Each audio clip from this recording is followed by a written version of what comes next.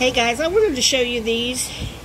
I paid $24.99 for both of them, and I got them on Temu. I'll leave the link below. But look, the top pulls out, and so does the bottom. Oops. So does the bottom.